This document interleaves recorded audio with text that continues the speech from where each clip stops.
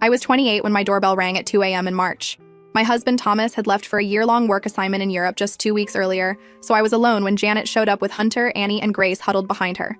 Each kid had a single black trash bag of clothes. Janet handed me a crumpled envelope. She told me they were mine now, that she needed a break. Then she turned and walked to a waiting car. The kids watched silently as their mother drove away.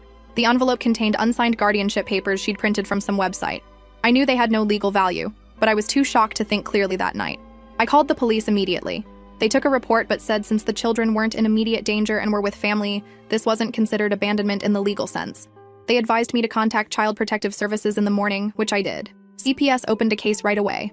A caseworker named Scott came to inspect my one-bedroom apartment that afternoon. He explained I could apply for emergency kinship care status while they tried to locate Janet.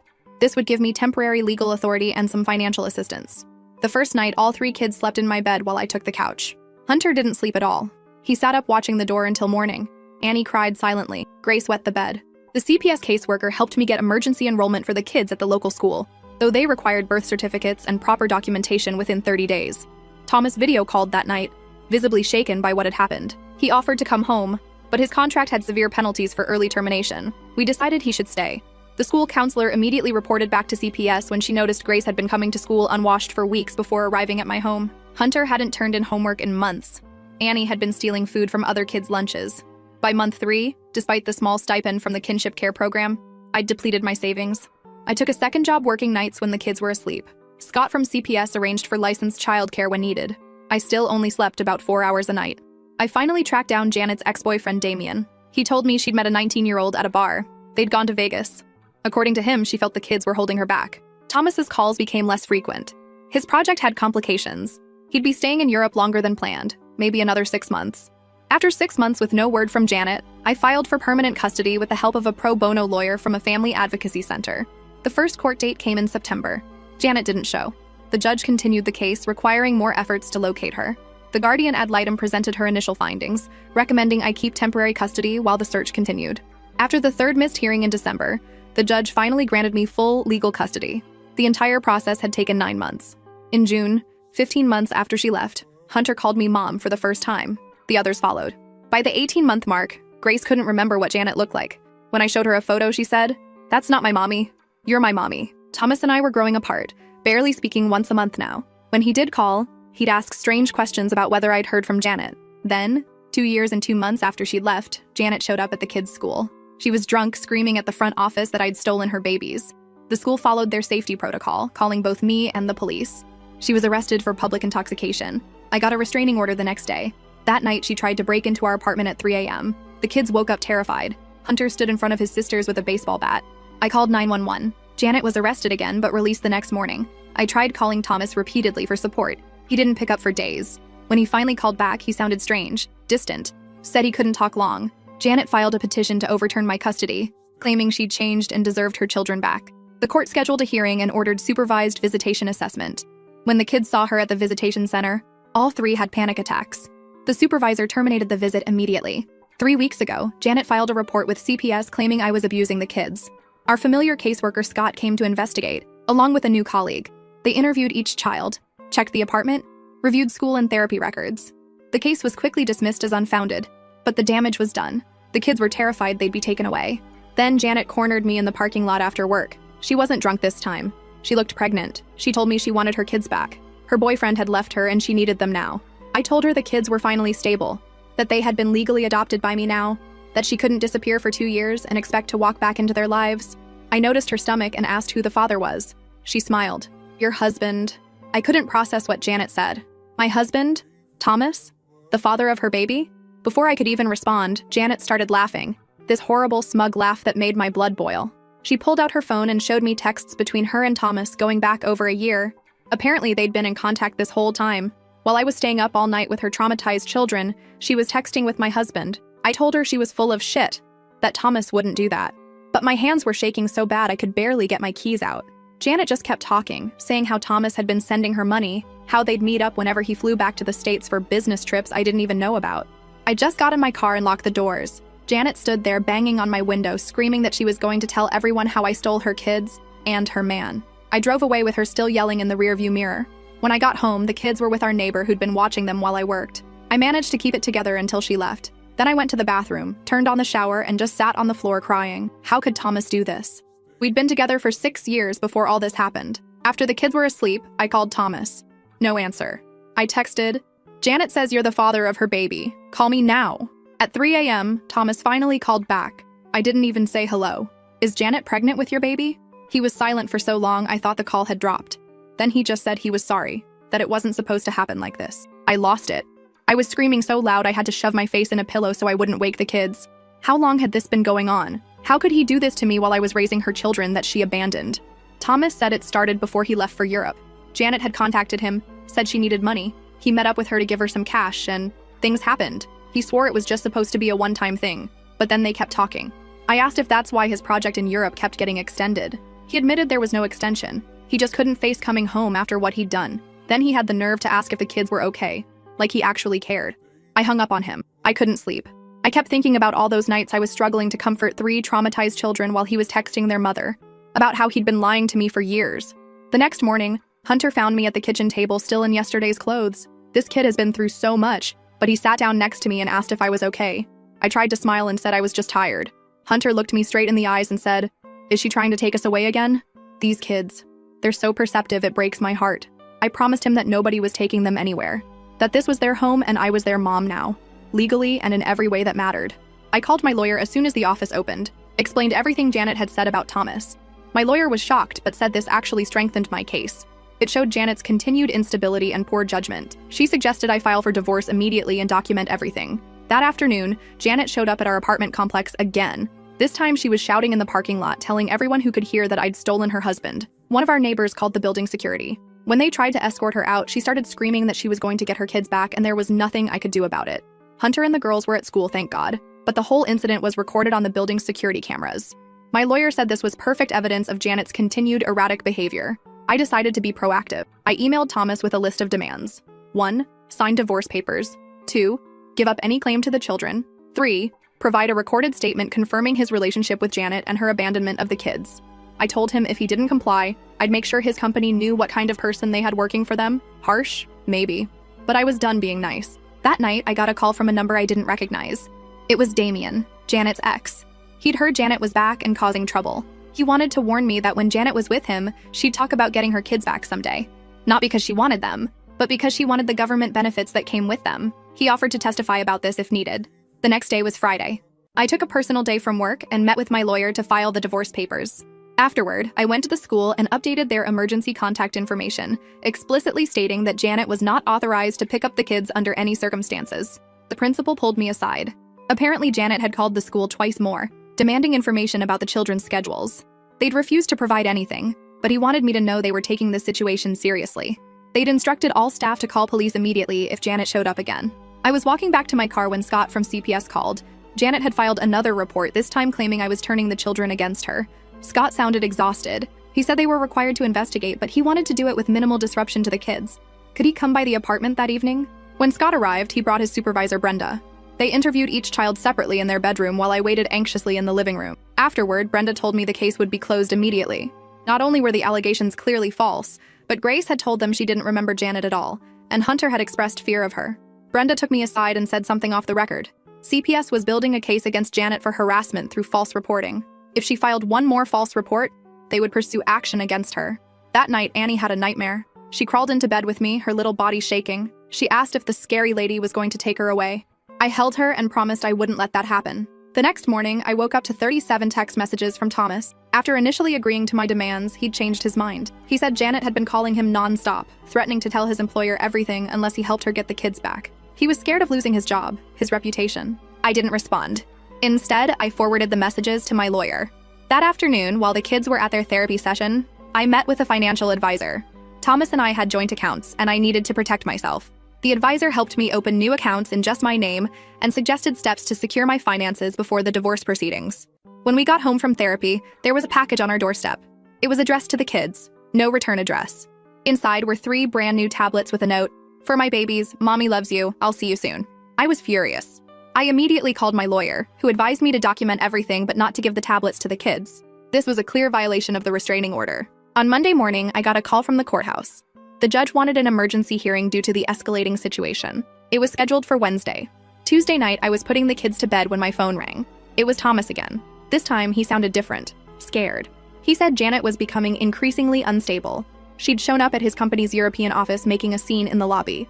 Security had escorted her out, but not before she'd told several colleagues that Thomas had abandoned his pregnant girlfriend. I asked Thomas why Janet would fly all the way to Europe when she was supposedly fighting to get her kids back here. He hesitated, then admitted something that made my blood run cold. Janet wasn't actually pregnant. She'd been lying about that too, using it to manipulate both of us. And there was more. Thomas had never actually slept with Janet. Yes, he'd been sending her money, which was bad enough. But the relationship Janet had described was a complete fabrication. I didn't know whether to believe him. Why would he admit to sending her money if he was going to deny the affair? It didn't make sense. Then Thomas said something that stopped me cold. The reason he'd been sending Janet money wasn't because they were having an affair. It was because she was blackmailing him. According to Thomas, Janet had caught him in a compromising situation with a co-worker at a company party before he left for Europe. Nothing had actually happened, but the photos she took made it look bad. Really bad. She'd threatened to send them to me and his boss if he didn't pay her. I was stunned. If this was true, it meant Thomas had been trying to protect his job and our marriage in his own misguided way. But it also meant he'd been lying to me for 2 years while I struggled to care for 3 traumatized children. I told Thomas I needed proof. He promised to send everything. Screenshots of threats, bank transfers, everything. At the emergency hearing on Wednesday, my lawyer presented all the evidence of Janet's harassment. The scene at school, the break-in attempt, the gifts sent to the children, the false CPS reports, the social media posts. The judge extended the restraining order and ordered Janet to undergo a psychiatric evaluation before any further custody proceedings. As we were leaving the courthouse, Janet was waiting in the parking lot. She started screaming that we were all liars, that Thomas had promised they would be together. A bailiff had to physically restrain her as she lunged toward me. That night, Thomas sent everything he'd promised. Hundreds of threatening texts from Janet, records of money transfers, even the original blackmail photos she'd used. They showed Thomas at a company party, drunk, with his arm around a female co-worker. They were just talking, but the angle made it look intimate. Janet had captioned them with lies about an affair that never happened. I was in shock. Part of me was relieved that Thomas hadn't betrayed me in the way I'd thought, but I was also furious that he'd kept this secret for so long. All those months of struggling alone, thinking he was just becoming distant, when actually he was being blackmailed. I showed everything to my lawyer the next day. She was as shocked as I was, but said this changed everything. With this evidence, we could push for termination of Janet's parental rights completely. We could also potentially pursue criminal charges for extortion. When I got home that evening, Hunter was waiting for me. He'd overheard part of my phone conversation with the lawyer. This kid, only 11 years old but so grown up in so many ways, asked me directly, "Is my real mom trying to take us away for money?" I sat down with him and tried to explain the situation in terms he could understand, that sometimes grown-ups make very bad choices, and that his biological mother had done that, but that I was his mom now, and I would never let anyone take him or his sisters away. That night, I got an email from Thomas. Janet had been arrested trying to use a stolen credit card at a hotel near our apartment. The next morning, I woke up to breaking news. Thomas was flying back. He'd finally told his company everything, and they'd put him on immediate leave to deal with the situation. He'd be landing tomorrow. I had no idea how to feel about seeing him again. Part of me wanted to scream at him for lying for so long. Another part understood he'd been trying to protect himself and us from Janet's blackmail. But one thing was absolutely clear. These children were mine now. I'd been there through the nightmares, the therapy appointments, the school projects, the stomach flus. I'd held them when they cried for a mother who didn't want them. I'd built a family from the broken pieces Janet had left behind, and nobody, not Janet, not Thomas, not anyone, was going to take that away from me. I just had no idea what Thomas was planning to say when he arrived, or what Janet might do next, or whether I could ever trust my husband again after 2 years of lies. All I knew was that tomorrow would bring Thomas face to face with me and the children he'd been trying to protect from afar, and I had absolutely no idea what would happen next. Update. Hi everyone. I can't respond to everyone, but I'm reading all your comments. And yes, I'll give Hunter a high five from all of you. I spent all night cleaning the apartment like a maniac. Not because I wanted things nice for Thomas, but because I couldn't sleep and needed something to do with all my rage. By 5 a.m., even the baseboards were spotless, and I still hadn't decided if I was going to let him explain himself or just serve him divorce papers at the door. Hunter found me scrubbing the inside of the refrigerator when he woke up. Smart kid just silently started helping, wiping down shelves without asking questions. After a while, he said, "So Thomas is coming home today?" And I couldn't lie to him. These kids had been lied to enough. I told him yes, and that we had some things to figure out as a family. Hunter just nodded and said, "We're still going to be okay though, right?" And I promised him we would be, no matter what happened with Thomas. The kids went to school and I sat at the kitchen table staring at my phone. Thomas had texted his flight details. He'd be landing at 2:30 p.m. I didn't respond, just took the day off work and waited. Scott from CPS called mid-morning with an update. Janet was still in jail, but she'd made a call to our Aunt Margaret, who was now talking about coming to help sort things out. Scott warned me that Aunt Margaret had never been in the picture before, but legally, she could potentially cause problems if she wanted to stir up trouble. Great. Just what we needed. Another family member suddenly interested in these kids after years of silence. When Thomas's Uber pulled up outside our apartment, I watched from the window. He looked terrible. I let him knock 3 times before opening the door. We just stared at each other for a moment, neither of us knowing what to say. Then he started crying. Actual tears. In 6 years, I'd never seen Thomas cry, not even at his father's funeral. I didn't invite him in right away. I told him we needed to talk, but not inside where the kids could come home and see us fighting. So we sat on the steps outside the building, with Thomas's suitcase between us like a barrier. He showed me everything on his phone, all the blackmail messages from Janet. It had started innocently enough. Janet had contacted him asking for money shortly after dumping the kids with me. He'd felt guilty, like it was somehow his fault that his sister-in-law was such a mess. So he gave her some cash to help her get back on her feet. But Janet kept asking for more. When Thomas tried to cut her off, she revealed she had those photos from his company holiday party. They weren't really incriminating, just him looking drunk with his arm around a female coworker. But Janet had threatened to send them to his boss with a made-up story about an affair, along with other rumors that could damage his career. So he paid, and kept paying. Even after moving to Europe, he kept the money flowing to keep Janet quiet and away from the kids. He was afraid that if she came back, she would take the children and disappear just to spite me. I asked him why he didn't just tell me about the blackmail. He said he was ashamed, afraid I would think less of him for being so stupid, afraid I would blame him for giving Janet money in the first place, when I was struggling so hard to take care of her abandoned children. I did blame him, for lying, for letting me think he was just growing distant when actually he was being drained by my sister's blackmail, for not trusting me enough to tell me the truth.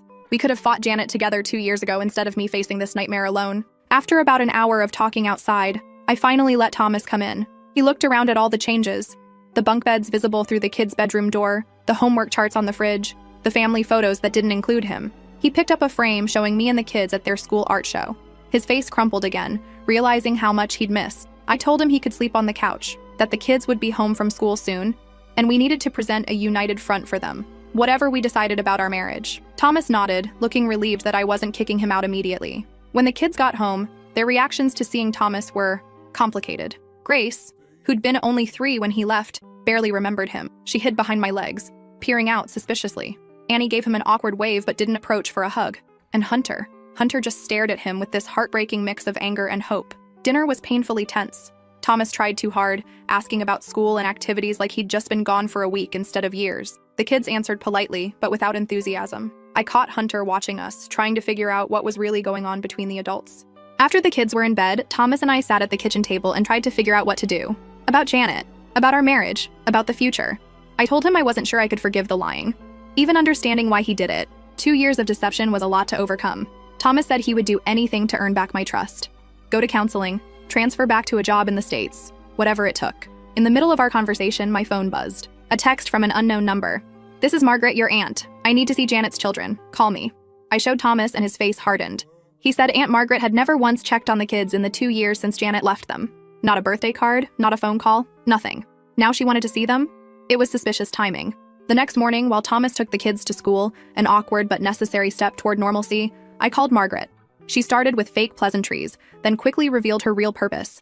Janet had told her that I had stolen her children, and she wanted to help Janet get them back. I tried to explain the reality, how Janet had abandoned the kids, disappeared for 2 years, and was now in jail for multiple offenses. Margaret refused to believe any of it. In her mind, Janet was the victim, and I was the villain who had somehow manipulated the courts and CPs to steal her sister's children. When I hung up, I was shaking with anger. Thomas came back from the school drop-off looking troubled. He said Hunter had barely spoken to him in the car, and when they arrived at school, Hunter had jumped out without saying goodbye. I wasn't surprised. Hunter had been the one most affected by Thomas's absence, old enough to understand abandonment but too young to process it healthily. That afternoon, I had to work, so Thomas picked the kids up from school and brought them to their therapy appointment. Dr. Morris, their therapist, had agreed to meet Thomas and assess how his return was affecting the children. When I got home from work, Thomas was making dinner with Annie, teaching her how to make pasta sauce from scratch. It was the first time I'd seen any of the kids engage with him willingly since his return. Grace was coloring at the table, occasionally asking Thomas to look at her work, but Hunter was nowhere to be seen. I found him in the bedroom, headphones on, angrily playing a game on his tablet. When I sat on the edge of his bed, he pulled his headphones off and asked me straight out, "Is Thomas staying?" I told him honestly that I didn't know yet, that Thomas and I had a lot to work through, but that none of it was Hunter's fault or responsibility. Hunter just put his headphones back on and turned away from me. The next day was Saturday. Thomas suggested taking the kids to the park, trying to establish some normalcy. It went okay until we ran into one of Hunter's friends and his mom. When she realized who Thomas was, she gave him the coldest look I've ever seen. Later, she texted me asking if I was really taking him back after what he did. Word had gotten around about Thomas's absence, and people had drawn their own conclusions. When we got home, there was a voicemail. Janet wanted to speak with me. Janet sounded different on the phone, subdued. She said she wanted to apologize. That being in jail had made her realize she needed help, that she was going to plead guilty and ask for rehab instead of prison time. She said she would sign away her parental rights if I would just bring the kids to visit her once before she went away for treatment. I didn't believe her sudden change of heart for a second. I told her I would discuss it with my lawyer and hung up. Thomas, who had been listening to my side of the conversation, said it was obviously another manipulation tactic. Janet had never taken responsibility for anything in her life. That night, while Thomas was in the shower, Hunter came to me with tears in his eyes. He asked if we were going to have to see her again, if the court could make us go back to Janet. I held him tight and promised that would never happen, that I was his mom now, legally and forever. He clung to me like he was drowning, and I realized how terrified he still was beneath his tough exterior. Friday morning, I got a call from Scott. Janet was being released. She had accepted a plea deal that included probation, rehab, and a restraining order that kept her away from us and the school. But she would be out, and likely staying with Aunt Margaret. I felt sick. Thomas found me sitting on the bathroom floor, trying not to throw up from anxiety. He sat down next to me, not touching, just being there. He said we would get through this, that he wouldn't leave again, that he would do whatever it took to protect me and the kids. I wasn't sure I believed him yet, but I was too exhausted to fight anymore. I leaned against his shoulder and let myself cry for the first time since he'd returned. That afternoon, I met with my lawyer to discuss next steps. She said that given Janet's criminal record, history of abandonment, and the children's clear attachment to me, her chances of regaining custody were virtually non-existent. But she warned that Janet and Margaret might still cause problems, showing up at school or activities, harassing us on social media, filing frivolous reports with CPS. We discussed the possibility of moving, finding a bigger place in a different school district, farther from where Janet and Margaret lived. It would be disruptive for the kids, but maybe safer in the long run. When I mentioned this to Thomas, he immediately offered to cash in his retirement account to help with the down payment on a house. It was the first practical, tangible offer of support he'd made, and it caught me off guard. Saturday morning, Hunter had a soccer game. Thomas and I took all the kids, trying to maintain their normal routines despite the chaos swirling around us. In the middle of the game, I noticed a woman watching from the far side of the field. She was trying to be inconspicuous, but I recognized her immediately. Aunt Margaret. I pointed her out to Thomas, who immediately walked toward her. I couldn't hear their conversation, but I saw her back away as he approached, then hurry to her car. When he returned, Thomas said he'd made it clear that if she or Janet came near the kids again without court approval, we would file for a restraining order against her too. That night, after the kids were asleep, Thomas and I finally had the conversation we'd been avoiding. I told him I understood why he'd paid Janet's blackmail, that I even understood why he'd kept it secret at first, but I couldn't understand why he'd stayed away for 2 years, leaving me to raise 3 traumatized children alone while he hid in Europe. Thomas broke down completely. He admitted that after a while, the lie had become too big to take back, that he'd convinced himself we were better off without him, that every month he stayed away made it harder to face coming home and admitting what he'd done. I asked him if he'd been with anyone else during those 2 years. He swore he hadn't, that despite the distance and deception, he had never stopped loving me or thinking about the family he'd abandoned. I didn't know if I could forgive him, but I also didn't know if I could raise 3 children alone while fighting off Janet and Margaret without his help. The practical reality was that we needed each other, whatever was left of our marriage. The next morning, Hunter came out of his room while I was making breakfast. Thomas had gone for a run, so it was just the 2 of us. Hunter sat at the counter and asked very seriously if Thomas was staying for good this time. I told him the truth, that Thomas and I were working on our relationship, that we both loved the kids very much, but that I couldn't promise exactly what would happen. What I could promise was that Hunter, Annie, and Grace would stay with me no matter what, that I was their mom now, and nothing would change that. Hunter nodded, then said something that broke my heart and gave me hope at the same time. He said, "I want to call you Mom, but I don't know if I should call him Dad again yet." I told him he could call us whatever felt right to him, that feelings take time to heal and nobody would rush him. When Thomas came back from his run, Hunter actually spoke to him directly for the first time in days. Just asked if he wanted some cereal, but Thomas looked like he'd been given the greatest gift in the world. Monday morning, the principal called. Janet had shown up at the school again, demanding to see the children. She'd been turned away and the police called, but she'd made a scene, screaming that I'd brainwashed her kids and turned them against her. The restraining order violation meant Janet would likely be going to jail again instead of directly to rehab. My lawyer called to confirm this, saying that Janet's erratic behavior was actually strengthening our case for permanent termination of her parental rights. Then I got a text just before midnight from Damien of all people, warning me that Janet had been released on bail again and was telling people she had proof that would destroy me and get her kids back. Last update, I couldn't sleep after Damien's text. What proof could Janet possibly have? Thomas and I stayed up half the night going through every possibility. Had he said something in their messages that could be twisted? Had I made any mistakes in the custody process? Was she just bluffing to cause more chaos? By morning, we were exhausted but no closer to answers. I got the kids ready for school while Thomas made calls to our lawyer. No one had any new information. At drop-off, I noticed a car I didn't recognize idling across from the school. My paranoia was through the roof, so I reported it to the front office. They assured me their security protocols were still in place, but I couldn't shake the feeling that Janet was watching, waiting. I was supposed to be at work, but couldn't focus. Instead, I met Thomas at our lawyer's office to discuss next steps. As we were talking strategy, my phone rang. The school. It wasn't what I feared. Grace had thrown up in class, nothing serious, but I needed to pick her up. Thomas offered to go, but I wasn't ready to add him to the approved pickup list yet. Trust was still fragile. When I arrived, Grace was curled up in the nurse's office looking miserable but not dangerously ill. As I signed her out, the secretary pulled me aside. Janet had called the school again, this time claiming to have medical records showing the children were on medications I wasn't administering properly. It was a complete lie, but the school had to document it. I was furious. Using the children's health as a weapon was a new low, even for Janet. The principal assured me they weren't taking the claims seriously, but I could see the doubt in the secretary's eyes. At home, I tucked Grace into bed and called the pediatrician to document that the kids weren't on any daily medications just in case. Then I called Scott at CPS to report Janet's latest tactic. He sighed, adding it to what was becoming a very thick file. Thomas came back from the lawyer with news. They'd filed an emergency motion to suspend Janet's probation based on the continued harassment.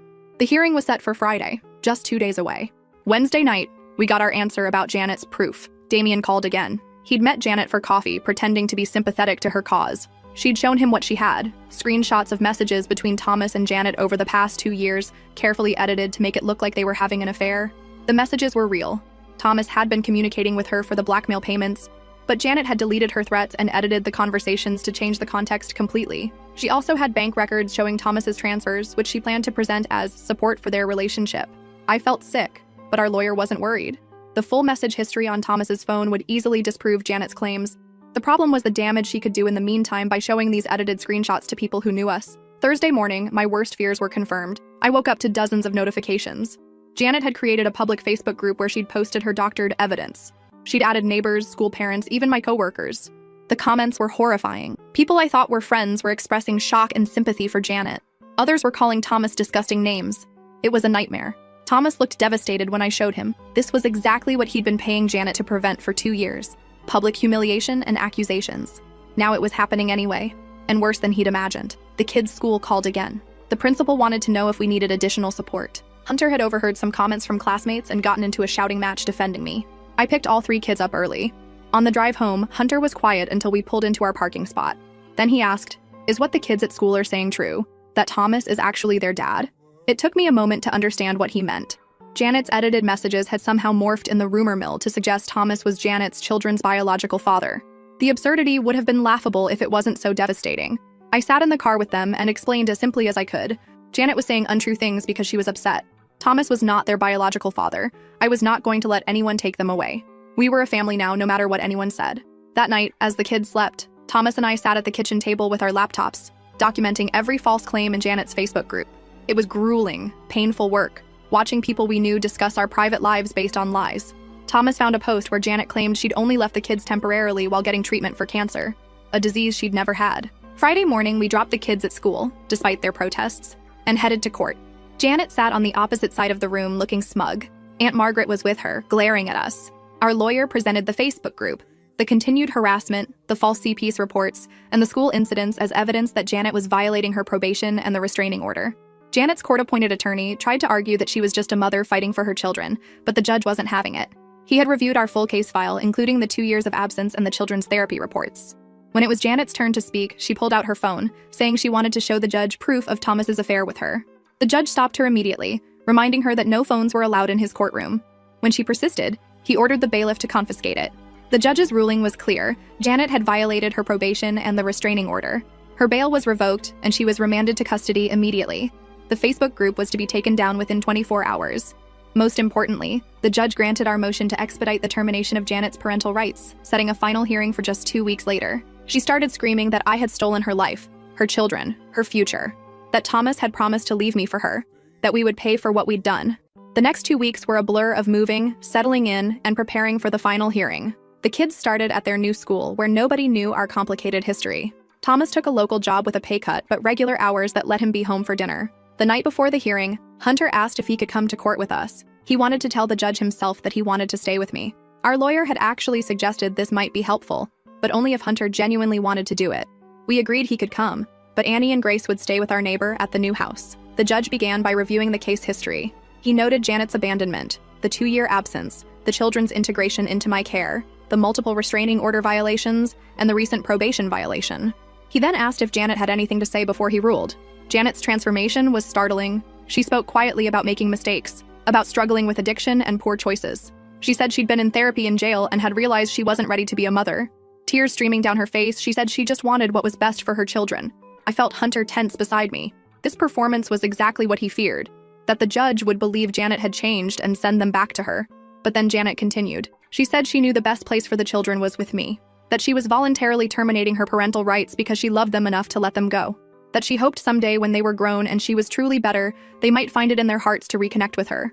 The judge asked Janet if she understood what she was saying, that terminating her rights was permanent and couldn't be undone later. Janet nodded, saying she understood completely.